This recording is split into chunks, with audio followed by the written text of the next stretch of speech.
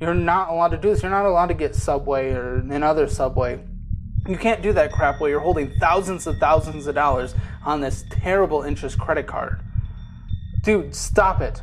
Stop with the Torchies and Salad to Go and Panda Express and pizza and Salad to Go and Subway. You can't afford this right now. You literally cannot afford this. In and Out, cinemas, stop. You please stop. And then your Amazon card. So here's $7,079. My goodness. Oh, and you only paid $256, and you've had an additional. You spent double what you paid on it last time, and these are just, and you can't do these Amazon orders, my dude. These hundreds of dollars in Amazon orders. I don't know what they are, but if you're living at home, don't need this crap. Welcome to Monthly Money, where I dive into someone's spending over the last 30 days and the income that they brought in and how that all comes together to meet the future goals that they're trying to achieve. Today we are meeting with Albert. Albert, how old are you and where are you based out of? Hi, I am 23 years old, based in Phoenix, Arizona. And what do you do for a living? I am an electrical engineer. How much do you make? About 110,000. 110,000. That's great in the young 20s. So, would you consider yourself financially disciplined, personal finance educated? I would, yes. Awesome. So, I do see a Chase checking account here, so let's take a look at what's going on here. Beginning balance 8,459, deposits of 10,246, ATM and debit card withdrawals of 1,057, and then electronic withdrawals of 7,425, ending balance of 10,222. So almost $2,000 more than you started the month off of. 10,000 bucks. That's a good amount to have in a checking account. What do you think about that? I think it's all pretty wild right now. To give you a little backstory, I'm an electrical engineer at 23, but I started working at 19. At 19, I was halfway through college and I got an internship at a big corporation, and it was a paid internship. And so, just like any normal kid, young guy with a new paycheck, I wanted to get a car, um, right? Which I ended up. Well, what I wanted was to get a Tesla. Back then, I didn't know what a Tesla was, but my friend, advised me like, "Oh, this car's cool. I want to go try it out." It was really cool. But I ended up, I couldn't afford it at the time, so I bought Tesla stock before all the splits, back when it was like around 400 bucks. And it got addicting, like I started investing. And so it kind of led into a 3-year journey of investing nonstop. Every paycheck that I got, I put into stocks, Robinhood. And so, yeah, I started investing pretty early on.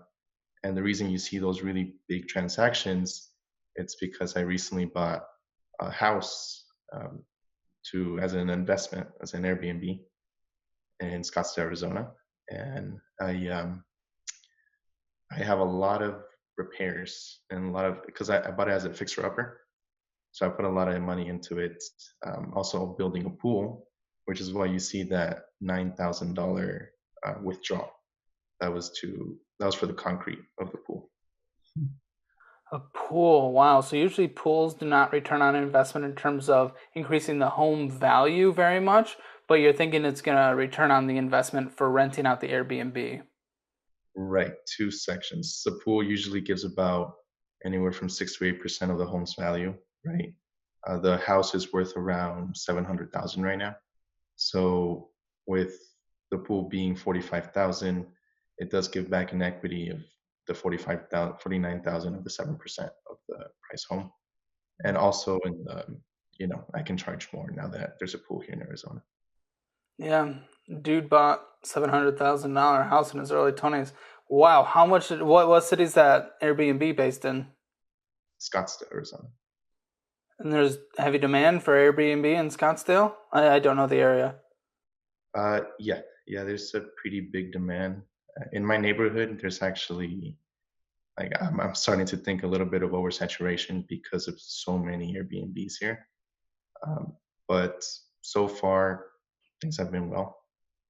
especially it being summer without a pool, right? I, I was still able to do pretty well in these past few months. So let's talk about this house. How much did you put down? 20%. Nice. And it was at the purchase price of 700,000. Yeah, yeah, somewhere around What's it there. worth today? It's worth 200,000 more, so 900. Wow, almost $1 million house. Okay, that's cool. Well, how long ago did you purchase it? You said 2 years. No, I bought it in October of last year. Wow. Okay, so almost a year. That's great. Yeah, I see some Airbnb payments coming in here. What's your? Well, I don't own Airbnb. I don't do any of that. But what's your like? How often is it booked? Right. So I'm averaging between 60 and 70% occupancy. My prices are very low for it being the dead season.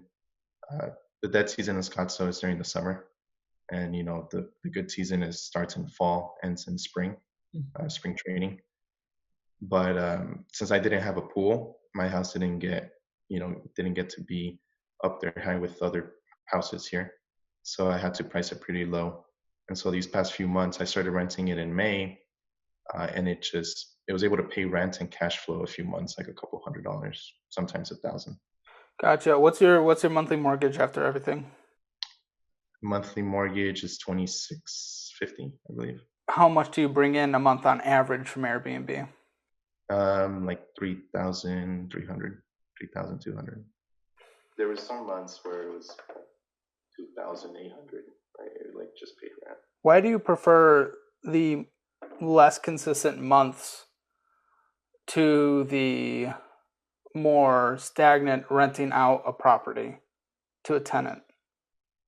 The reason why is because looking at different research tools like AirDNA, for example, I put my address and I put to see how much I can make from this Airbnb, and it was estimating about 120,000 of revenue, right?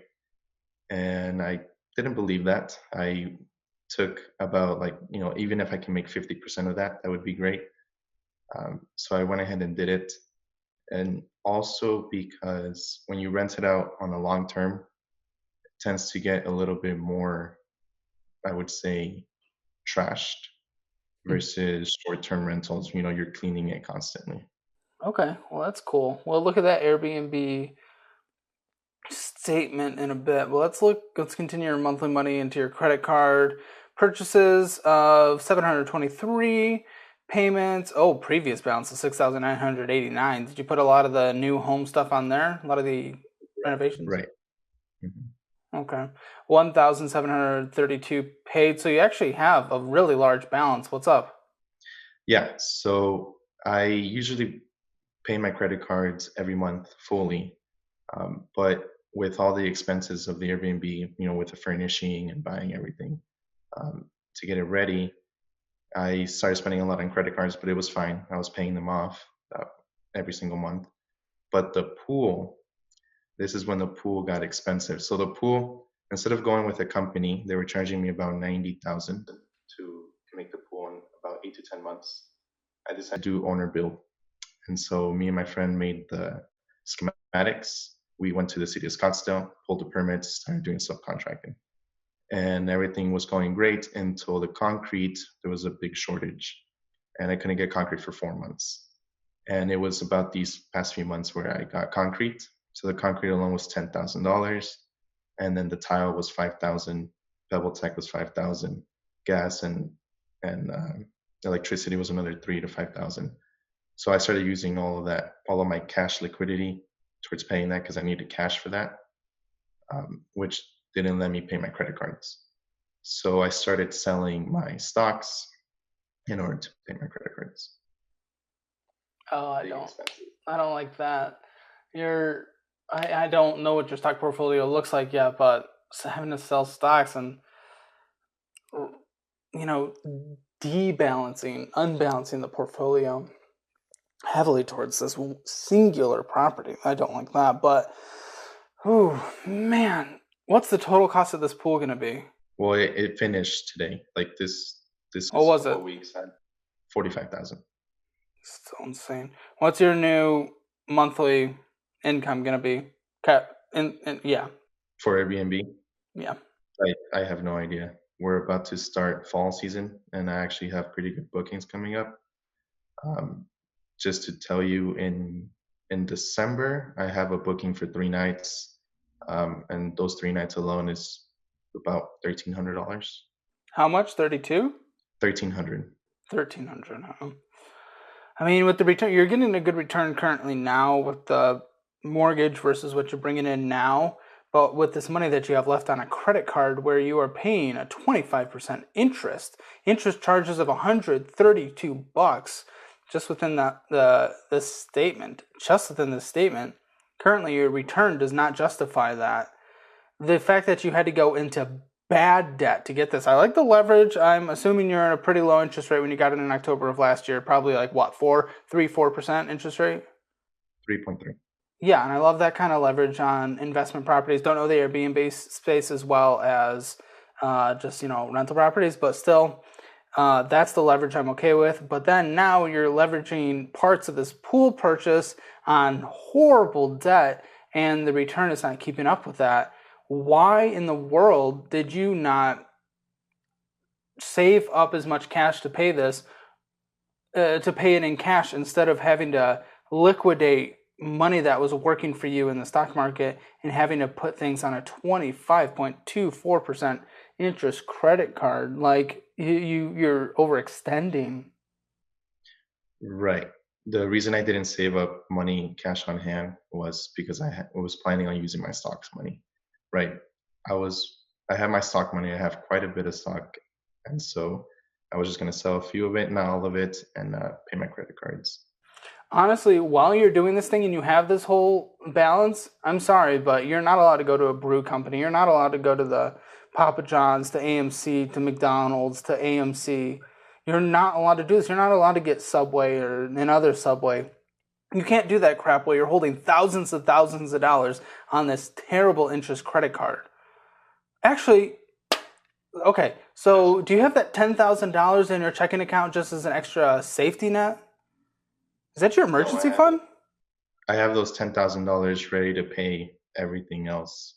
Like I said, like the tile, the Pebble Tech, the all that stuff. How much of the 10,000 is that going to be taken away? Well, just to give you an idea, the pool was not finished, right? And since the pool was not finished, I wasn't making money at the full potential of the Airbnb, right? I would get requests saying, "Hey, is a pool done? Is a pool done? Is a pool done?" Stuff like that. And so I needed to finish this pool as soon as I can, as soon as I could. So in the past 2 months, I would say I spent about $45,000 with the pool and other expenses. But your $10,000, you said you're getting ready to pay some like title stuff. How much of the $10,000 is going to be left over when you're done with whatever you have to spend Of the $10,000. in your checking account? Yeah. Right. Yeah, no, all of that was already the only reason it was in there, it was because I already had it set to pay stuff. So the $10,000 is good then. It doesn't have to go anywhere, correct? No, it's already accounted for. It's already It's already distributed. spent. Yes. How much is in your checking account right now? Right now I have 7,000.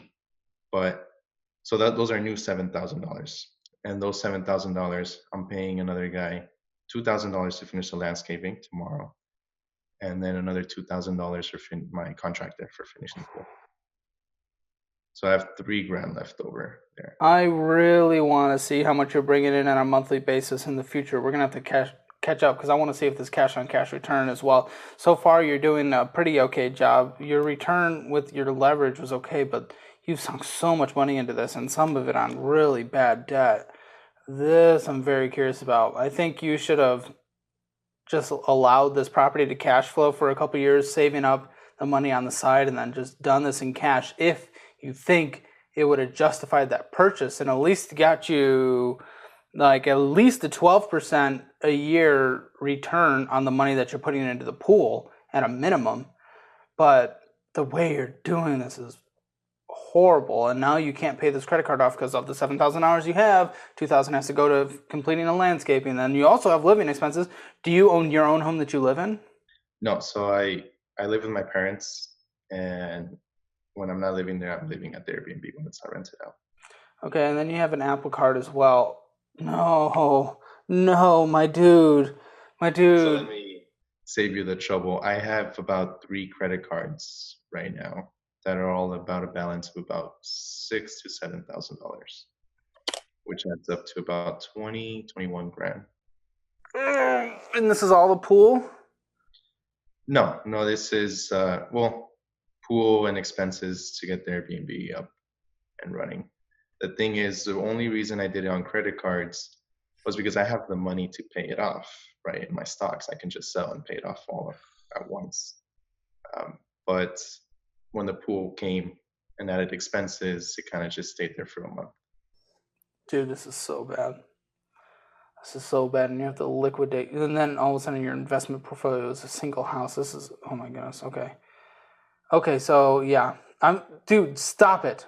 Stop with the Torchies and Salad to Go and Panda Express and pizza and Salad to Go and Subway. You can't afford this right now. You literally cannot afford this. In and Out, cinemas, stop. You please stop.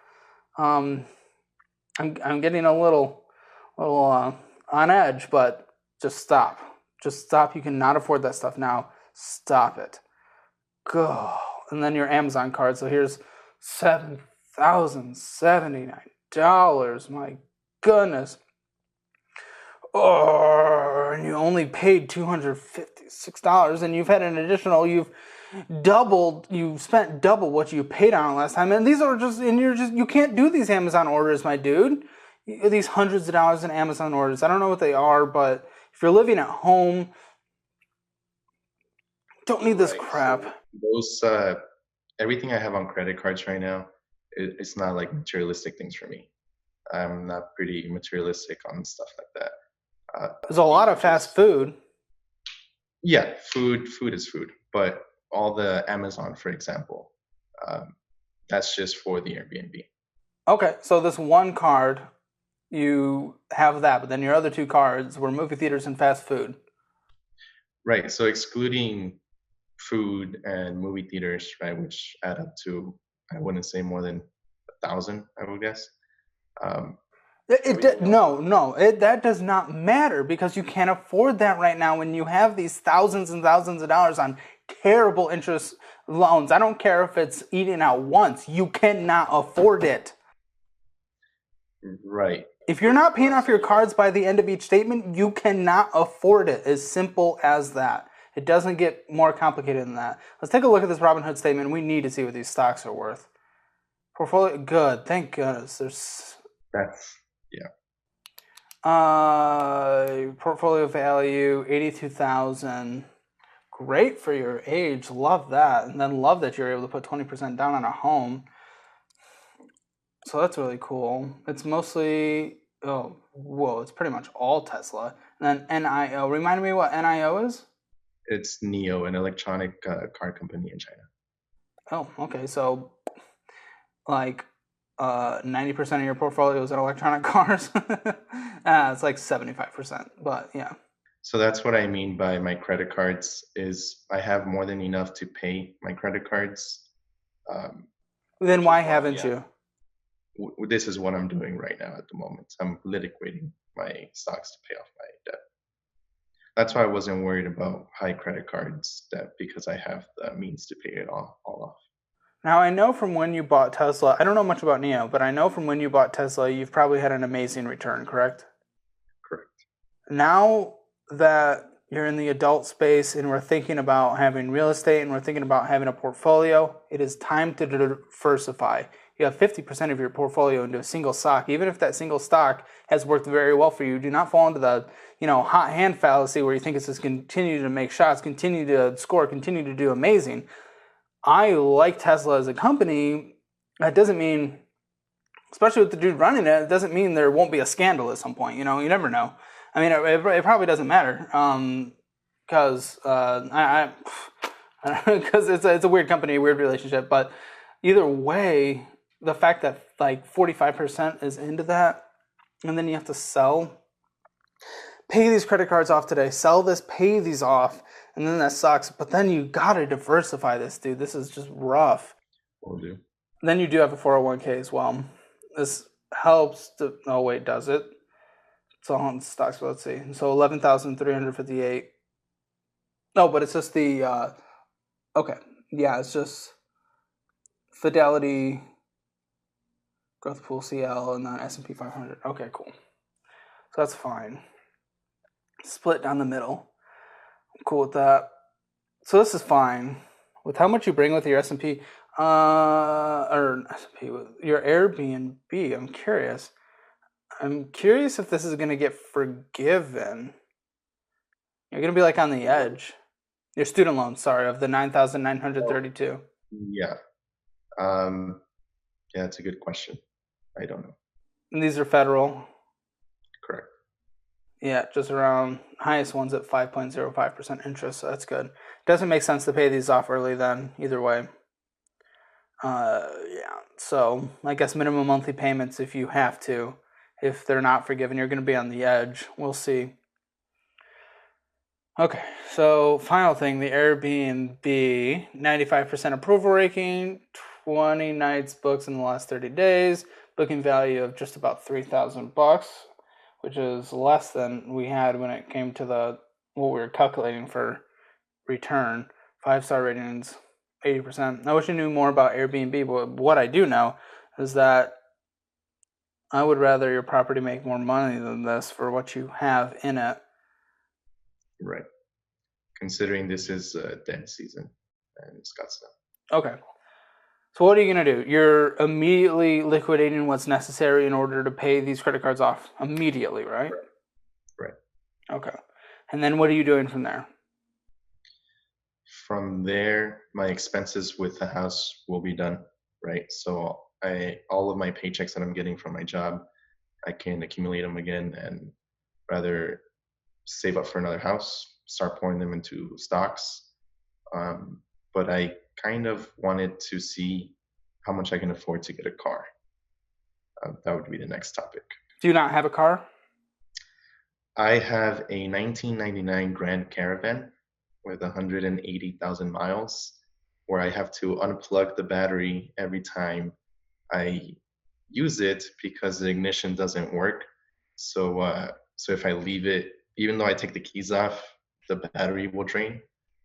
So I'm struggling with that car right now. Okay, yeah, so time for a new car. That makes sense.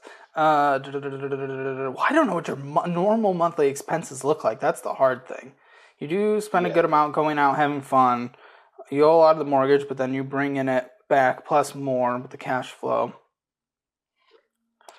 Yeah, car fund might be your next move. I would want you to have a primary residence as well at some point. As well, yeah.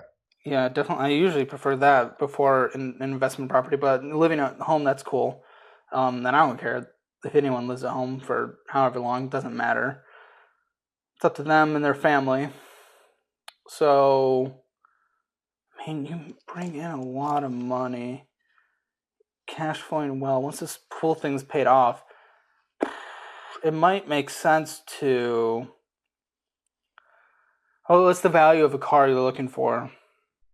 See, that's what I was going to ask your advice. How much is it that you think I can afford? Are you going to take out a loan or are you going to pay in cash?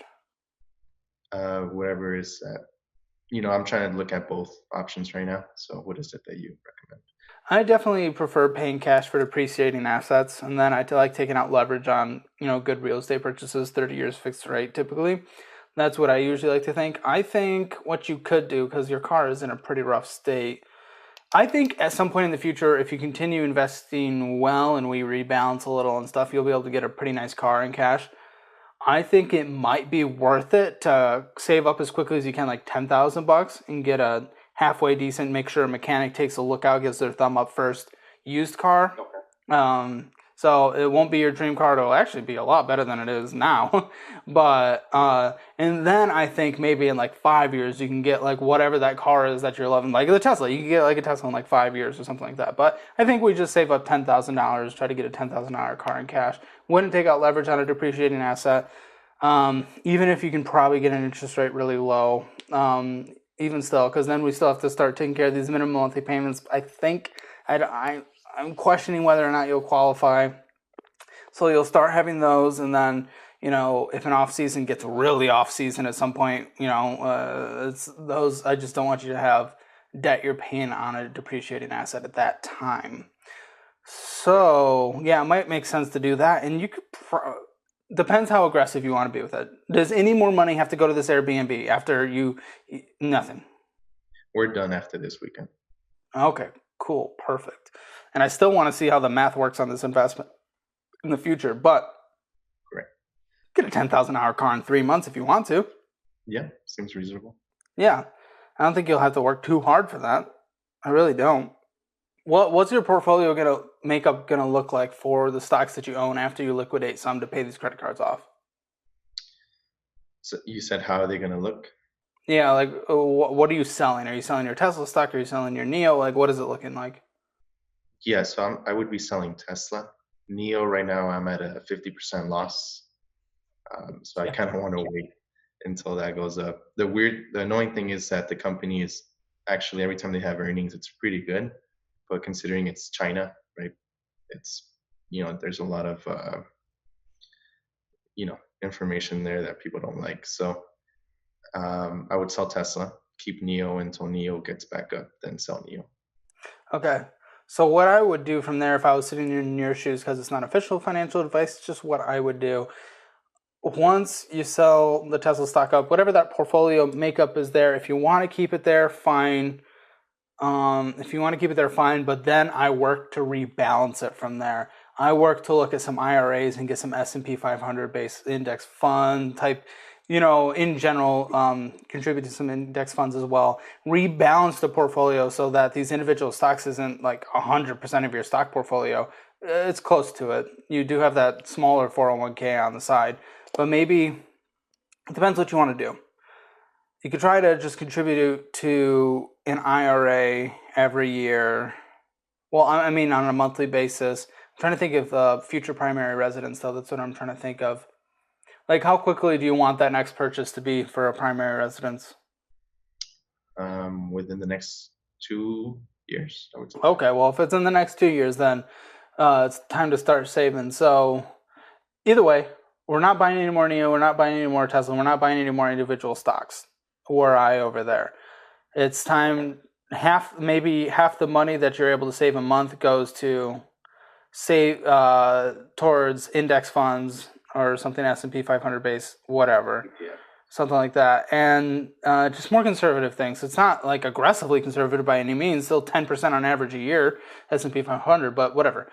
And like right now it's down, but and then the other half goes into a high yield, saving up for primary residence in a couple of years. And you're living at home.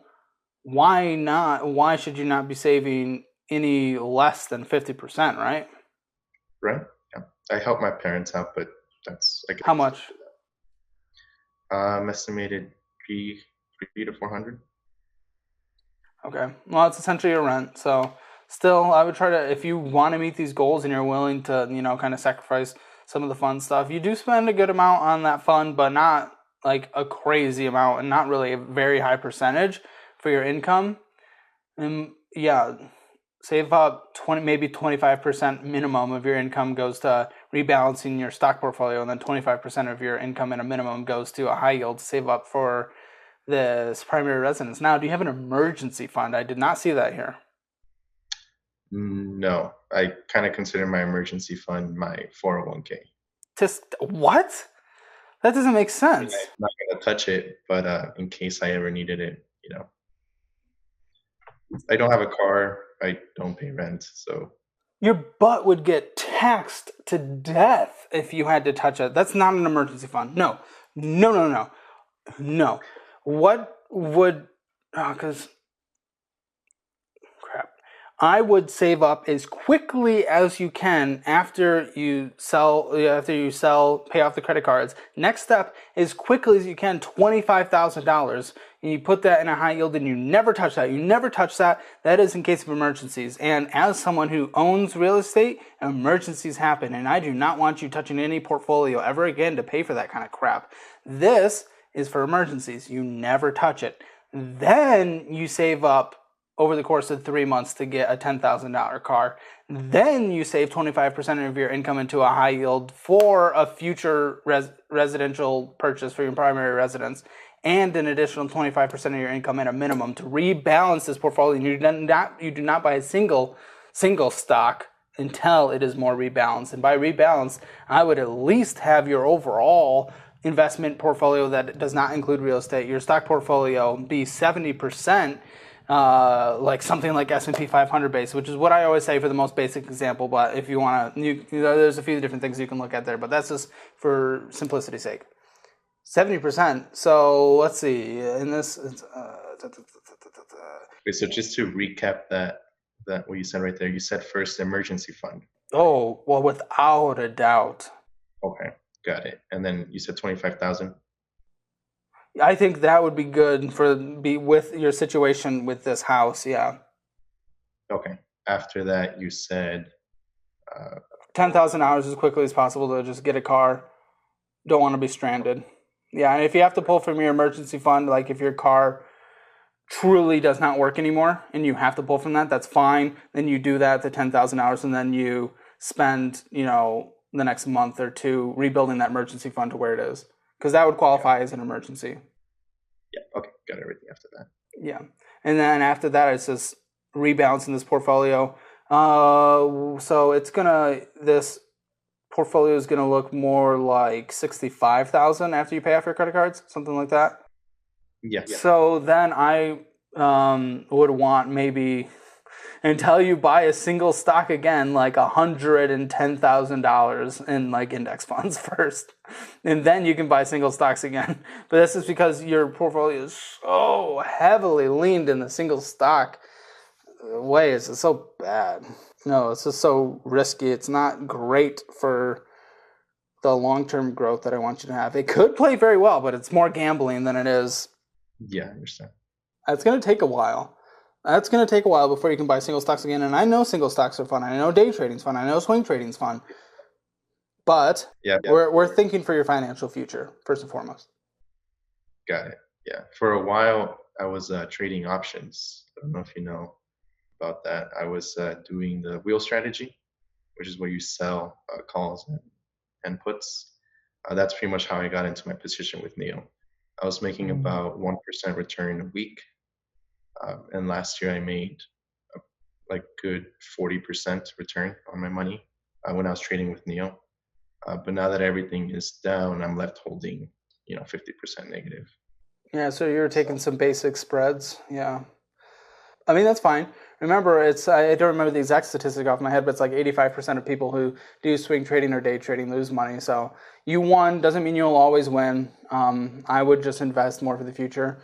There are people in my life who make a living off of that kind of trading, just based on where I've been. But again, that's rebalance. Even when you're doing that, even the people that I know that like swing trade for a living, they don't risk more than 5% of their overall portfolio on that at a time. And I bet you were much higher than that.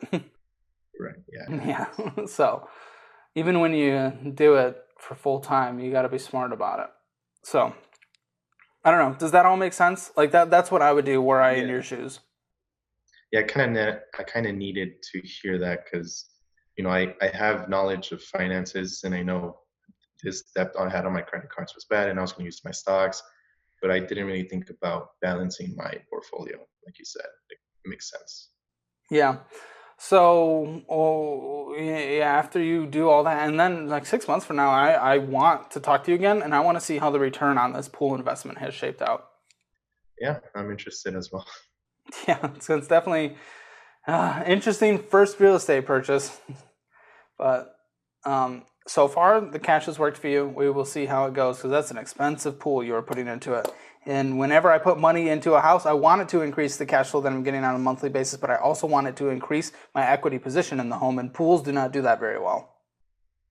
Right. Another thing, the house now I have about $200,000 in equity. I was thinking about HLOC, right, where you take out 80% of that equity, but I don't know too much about that. What do you think? Yeah, I mean, it's kind of similar to the BRRRR, the buy, rehab, rent, refinance, repeat. It's not what I personally follow. I just like to continue gaining equity, but you could, if you keep it 10, 20%, well, but the interest rates are going higher, so I mean, you'll just have to do some strict math and make sure that don't do it just to do it. Don't do it just because other people have done it well. Make sure if you do it, make sure that the cash on cash return that you're getting for your current place is still good for your position in that home. And then the money that you're taking out will also turn into good cash on cash return that is worth it with whatever interest rate you'll be at if you're doing a cash out refi. But there are people that make that work, and I think it's a valid strategy when done right. Just got to be real smart, and you got to make sure the math is on your side 100%. I would want to see no less than a 12% return on that cash Got it. Okay, so aim for 12%. at a minimum. Got it. After That's just everything, after all expenses and interest and anything. got it. Thank you. Anything else? No, I think that pretty much covers it. Okay. Yeah. Really interesting conversation. Thanks for being here. Yeah, thank you for having me.